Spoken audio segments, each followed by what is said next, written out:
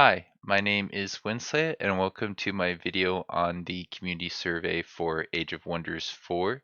I am also going to go over some of the metrics for Age of Wonders 4 on the Steam database so that we can discuss the future a little bit together because it appears to me at least that this community survey is a response to people's feedback around the Watcher update, which was supposed to have a lot of improvements to the AI in general.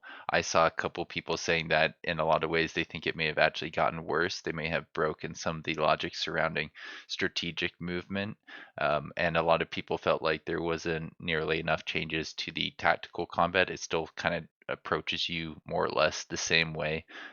It's pretty predictable and relatively easy to play around for people who have played against it in enough games.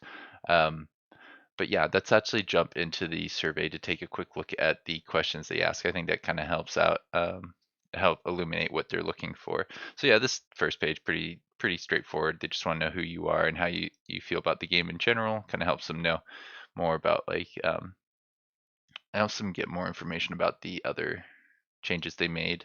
I think the 10th question in here is pretty uh, informing as to what they're focusing on here. It says on a scale of 1 to 7, how much has the AI update affected your desire to play Age of Wonders 4? For me, I don't enjoy playing against the AI, so it really doesn't make it any worse or any better. I actually don't think changes to the AI could make me not want to play Age of Wonders 4 more, but making it better would make it so that I'd be more likely to play it in single player. Sometimes I enjoy just testing things like out in a vacuum instead of um, in that social environment. So I think, yeah, there is definitely room for improvement, and I think that yeah, this indicates that they're definitely considering that the kind of improvements that I'd like to see at least. The next few pages aren't too different. This next question is asking about the AI's ability to adapt. As far as I'm concerned, it doesn't adapt. It pretty much approaches your units the same way, regardless of what type of units you have and what kind of abilities they have. They don't consider if you have a area of effects, because if they did, they in those situations they wouldn't cluster as much. And the AI really does need to consider your unit composition more, or at all, 'cause as far as I can tell, it doesn't seem like it really looks at the units other than if it's melee or ranged before deciding how to interact with it or how to deal with it. Um, it doesn't seem to actually use the resources and terrain on the map. I've seen a lot of people complain that if you go into their territory, there's just loads of nodes with one or two units that are super easy to kill and would greatly increase the economy of the AI. But because the AI gets a bunch of like cheats or whatever, it doesn't need to clear those nodes and therefore it doesn't prioritize that. It uses its resources on other things, and it's just silly. It just looks weird when you get into their capital and they have all the beginner stuff untouched. Um, I guess that they're pretty predictable in alliances. I do think that the system for personalities is pretty cool, and of all the things that AI does, I love that, and I think it could be really built upon to make the stuff more interesting.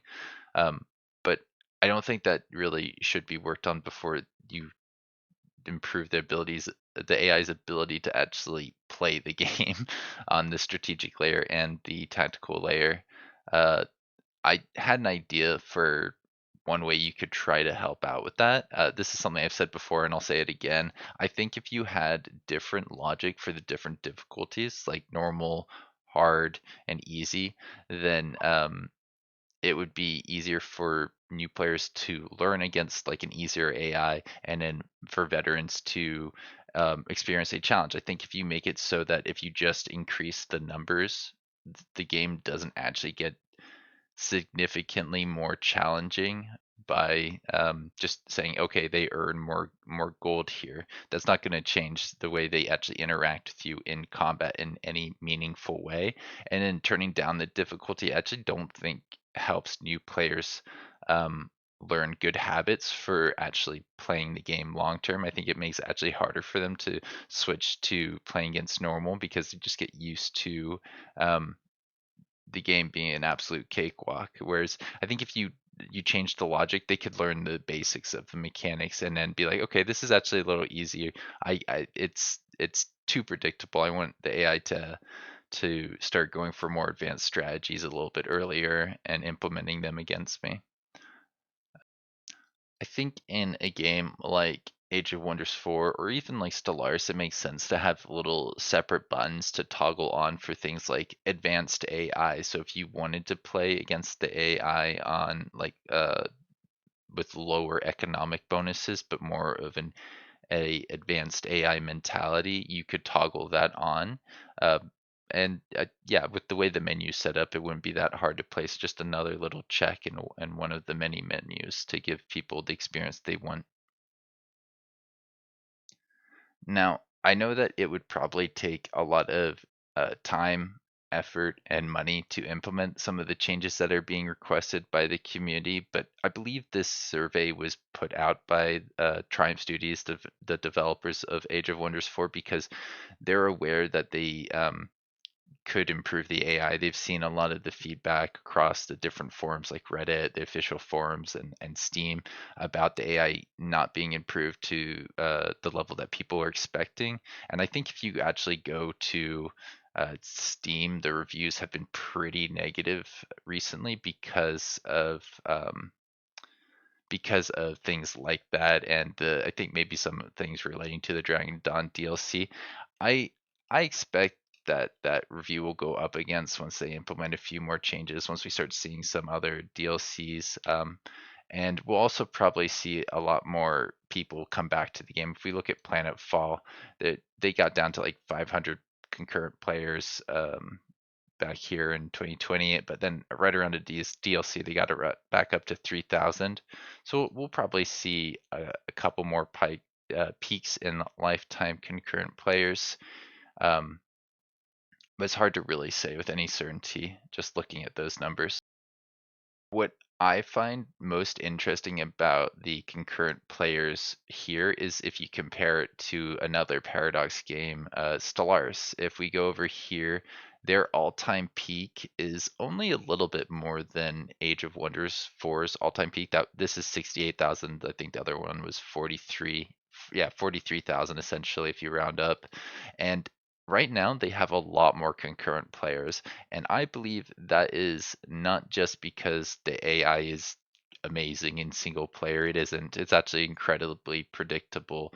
And I think the majority of the fun I get from Stellaris is from multiplayer and playing with other people. But they're constantly looking at the AI. They're constantly trying to improve it and address the community. And I think that this survey from Age of Wonders 4 from Triumph Studios indicates that they're trying to do similar things to what Stellaris has done, that has allowed them to keep such a positive review and so many players over the years. I mean, this game came out in 2016.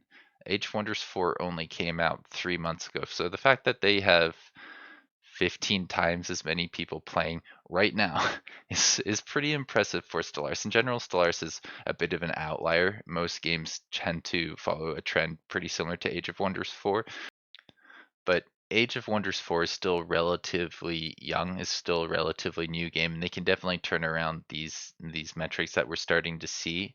It really depends on how the next DLC is received and the free update that comes along with it. I think they could do some events with content creators to try and hype it up, but that's not going to make as big of a difference in the long term of these metrics as just creating a pleasant experience against the AI. And I think that they've got some good support systems, good support teams around them. It seems like they're looking at other games at Paradox, specifically Stellaris, and learning a lot of the right lessons. So I'm very hopeful. I think yeah, things are headed in the right direction. And yeah, that's all I have for you today. I'll see you around. Have a good one.